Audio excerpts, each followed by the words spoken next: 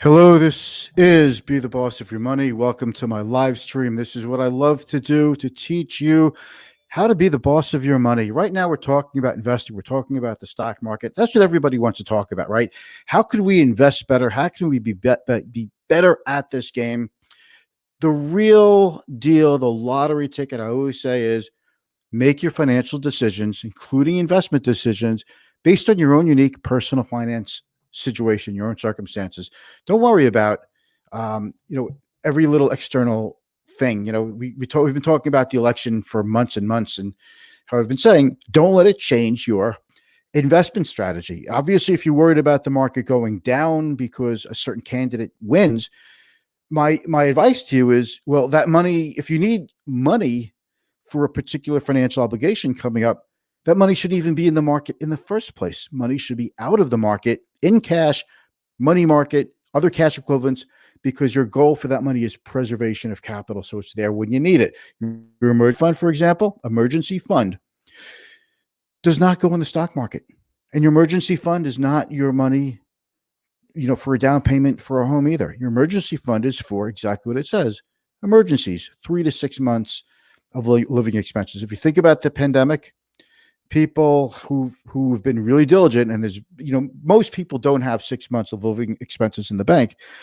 Even if they did, you can imagine how many people have already run through their savings with this pandemic. You think about how many jobs are lost. Yes, a lot of jobs have been recovered, but only about half the jobs that were lost have actually been recovered so far, and many of them are probably not the same salary, the same income level. Anyway, we're talking about the stock market. We want to talk about bridging the gap, because we have a lot more optimism heading into 2021 than we thought we would probably have at this time. And there's a couple of things. There are some really good things going on in the economy.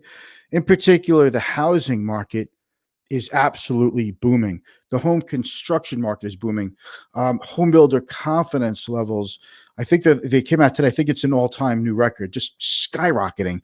The trend of, millennials who, you know, uh, the, the trend of millennials who are, just now hitting 40, they're moving out of the burbs. I'm sorry, they're moving out of the urbs. They're moving out of urban areas into suburban areas. Why? Because they're like the generations before us. Sure, the city's expensive. You can't go out. They want their own yard. They want space.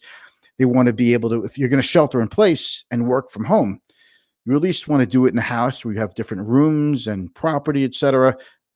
You want the dog to be out in the yard. You want your kids to be out in the yard. So that's what's happening.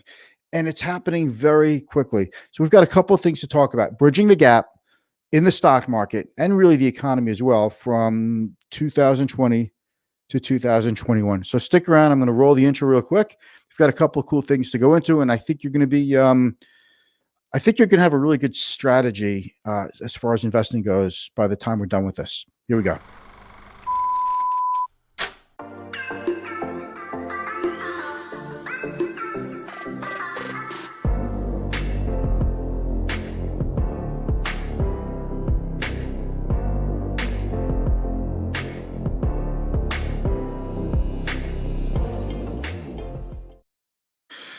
All right. Thank you very much for joining me. My name is Mitch Goldberg. You're watching my live stream. I call it Be the Boss of Your Money, because I want you to be the boss of your money, not your money to be the boss of you. And it's very easy to happen when your money becomes the boss of you.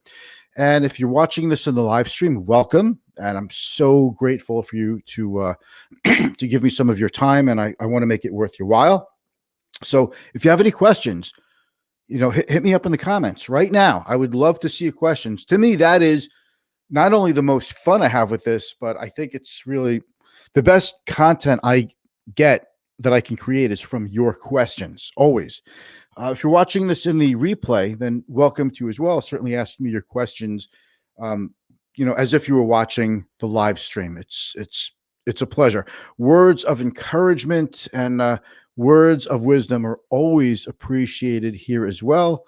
Even if you disagree with me on something, I want to know about it, because that creates a dialogue, and the dialogue creates interest, and the interest just makes it more fun.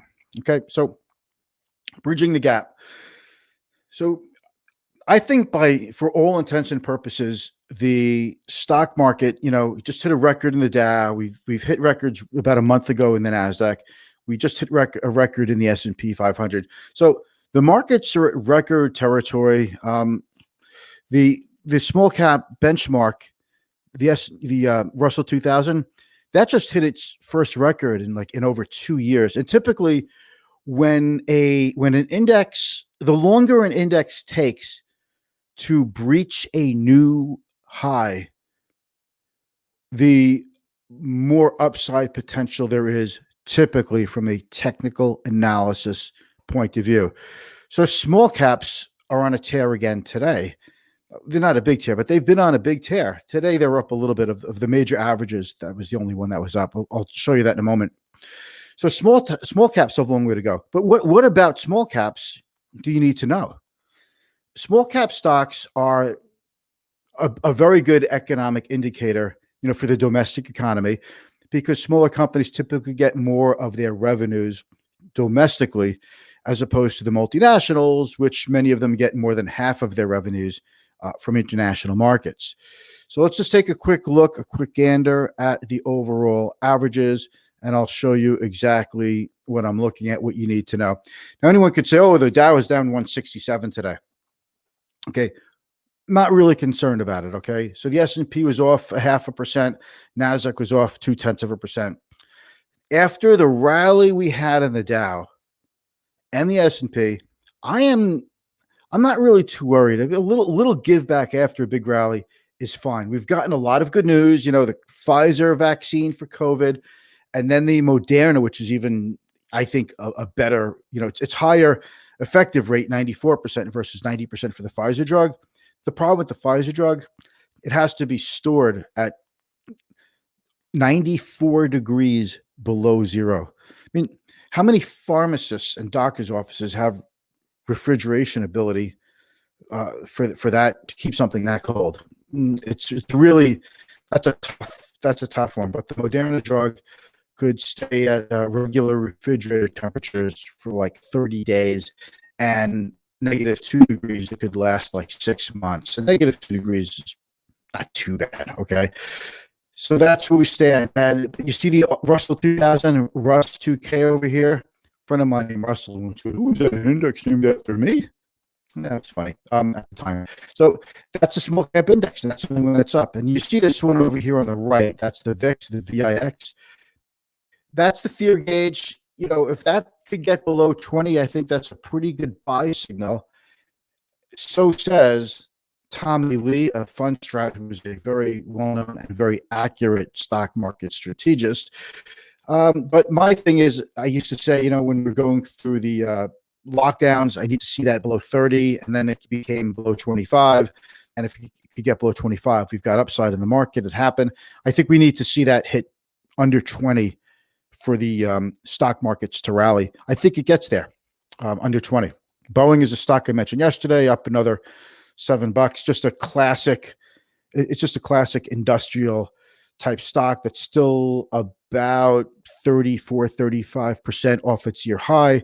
They are maybe a week away from getting their Max Jet series recertified by the FAA, and not over the next 6 months, but over the next 12 months, a lot of airlines, American Airlines and a few others, said that they're going to start taking some new deliveries of these airplanes.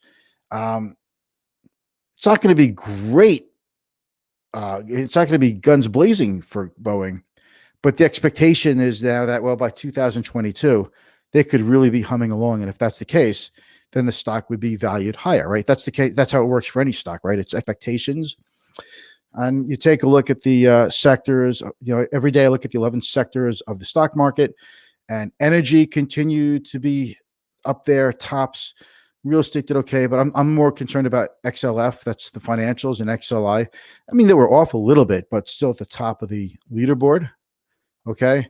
I guess you could say XLE got the green jacket today, like Dustin Johnson. Congratulations. Just had the biggest margin of victory ever at the, at the Masters, right?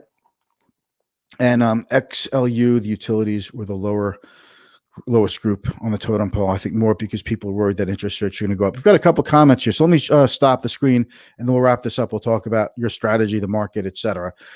The music in the opening, it's like I'm riding a Peloton bike. That's from Scott.